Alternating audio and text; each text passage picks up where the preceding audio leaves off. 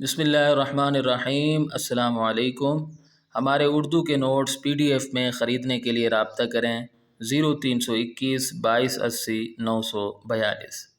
इंशाअल्लाह आज की वीडियो में मैं आपके सामने 9वीं जमात की उर्दू की नई किताब जो कि Punjab curriculum and text book board ने हाल ही में शाया की है और इंशाअल्लाह 2025 से पंजाब के स्कूलों में पढ़ाई जाएगी, उसके तीसरे सबक यानी अखलाक हसना के नसर पारों या इबारात की तशरीहात, सबक के उन्वान, मुसन्निफ़ के नाम और ख़त कशीदा अल्फाज के मानी के साथ पेश करूँगा और ये इस सिलसिले की 5वीं वीडियो है, यानी 5वां हिस्सा है।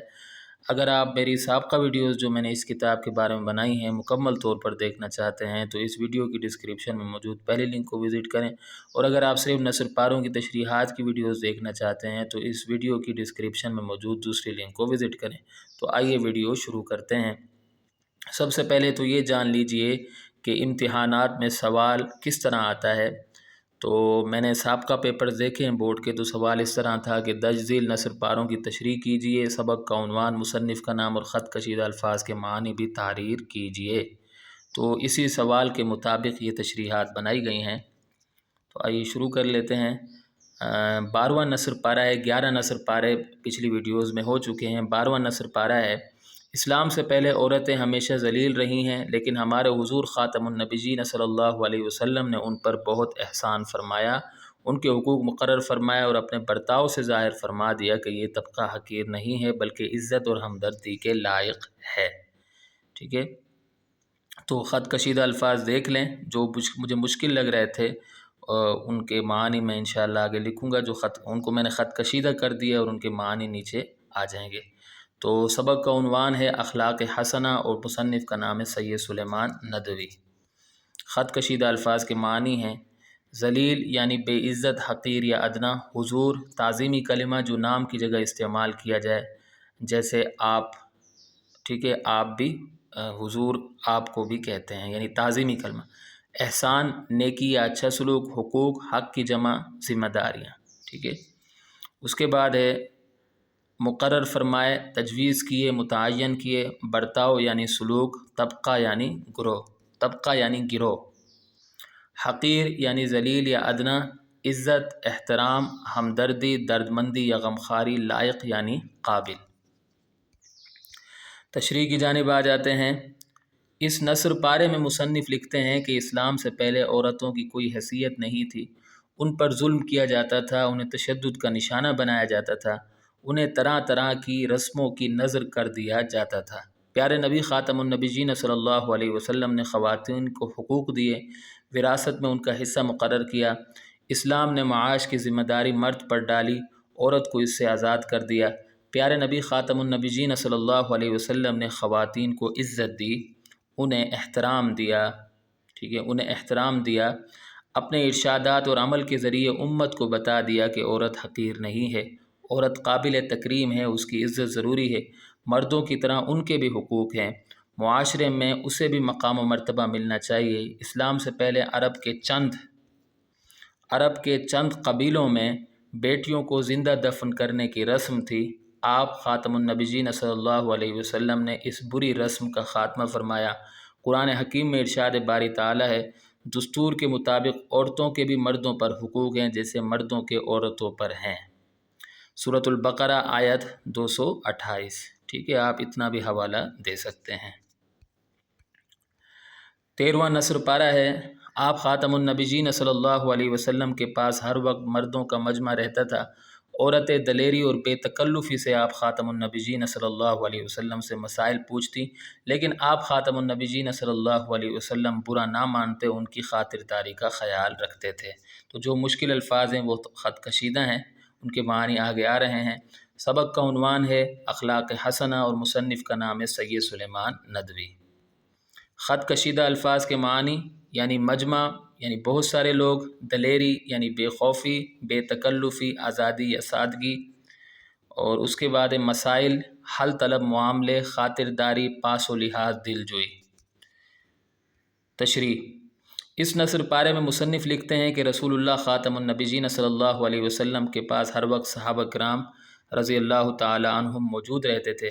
صحابیات رضی اللہ تعالی عنہم شرعی حدود میں رہتے ہوئے پیارے رسول خاتم النبیین صلی اللہ علیہ وسلم کی خدمت اقدس میں حاضر ہوتی، اللہ کے پیارے نبی خاتم النبیین صلی اللہ علیہ وسلم سے مسائل پوچھتی، نبی کریم خاتم النبیین صلی اللہ علیہ وسلم ان کو جواب عنایت فرماتے تھے۔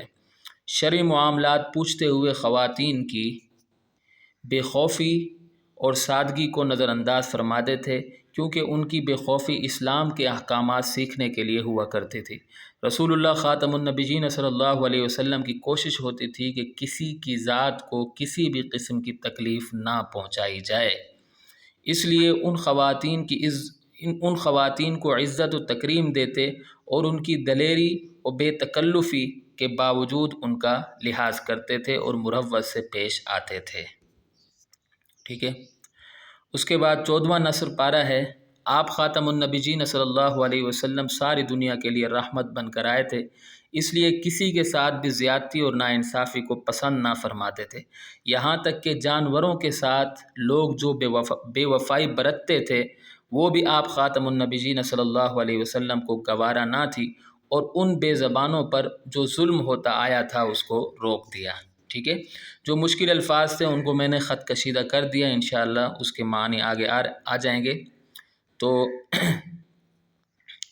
اچھا، سبق کا عنوان مصنف کا نام یہاں میں نے نہیں لکھا، لیکن وہی ہے جیسا کہ پچھلے نصر پاروں میں تھا۔ ٹھیک ہے، سبق کا عنوان جو ہے وہ ہے سبق کا عنوان ہے اخلاق حسنہ، اور مصنف کا نام ہے سید سلیمان ندوی۔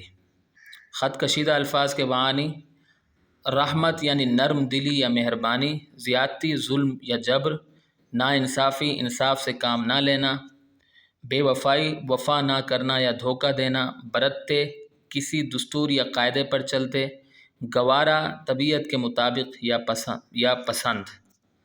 اس کے بعد بے زبانوں یعنی جو اپنے حالات بیان نہ کر سکیں، جو شکایات نہ کر سکیں، ظلم یعنی ناانصافی یا زیادتی۔ تو اس کی تشریح پر آ جاتے ہیں۔ اس نصر پارے میں مصنف لکھتے ہیں کہ ہمارے پیارے نبی خاتم النبیین صلی اللہ علیہ وسلم پوری دنیا کی مخلوقات کے لیے رحمت بنا کر بھیجے گئے۔ مولانا الطاف حسین حالی کا شعر ہے، یہ نئے کاٹ دیں، مولانا الطاف حسین حالی کا شعر ہے، وہ نبیوں میں رحمت لقب پانے والا، مرادیں غریبوں کی برلانے والا۔ یہ آپ خاتم النبیین صلی اللہ علیہ وسلم کی صفت رحمت ہی تھی کہ کسی پر ظلم و ناانصافی کو نہیں دیکھ سکتے تھے، مظلوموں کی حمایت کرتے تھے، چاہے وہ مظلوم غیر مسلم ہی کیوں نہ ہوتا، یہاں تک کہ ٹھیک ہے، کافی کہ یہاں تک کہ جانوروں پر بھی ظلم کو ناپسند فرماتے تھے، یہاں تک کہ جانوروں پر بھی ظلم کو ناپسند فرماتے تھے۔ آپ خاتم النبیین صلی اللہ علیہ وسلم نے فرمایا، بنی اسرائیل کی ایک عورت کو بلی کی وجہ سے عذاب دیا گیا تھا جسے اس نے قید کر رکھا تھا۔ صحیح بخاری حدیث نمبر 3482۔ آپ اتنا سبھی حوالہ لکھ سکتے ہیں۔ مصنف مزید لکھتے ہیں کہ پیغمبر اعظم خاتم النبیین صلی اللہ علیہ وسلم سے پہلے جانوروں پر جو ظلم ہوتا آ رہا تھا، آپ خاتم النبیین صلی اللہ علیہ وسلم نے اسے بالکل ختم کر دیا۔ آپ خاتم النبیین صلی اللہ علیہ وسلم کے ماننے والے جانوروں سے اچھا سلوک کرنے لگے۔ اس سے معلوم ہوتا ہے کہ آپ خاتم النبیین صلی اللہ علیہ وسلم نہ صرف انسانوں کے لیے بلکہ جانوروں کے لیے بھی رحمت بن کر آئے تھے۔ ٹھیک ہے، تو یہاں اگر ہماری ویڈیو اختتام کو پہنچی تھی، امید کرتا ہوں کہ آپ کو میری یہ چھوٹی سی کاوش پسند آئی ہوگی، اور چھوٹی چھوٹی غلطیوں پر میں آپ سے معذرت چاہتا ہوں۔ اگلی ویڈیو تک کے لیے مجھے اجازت دیں۔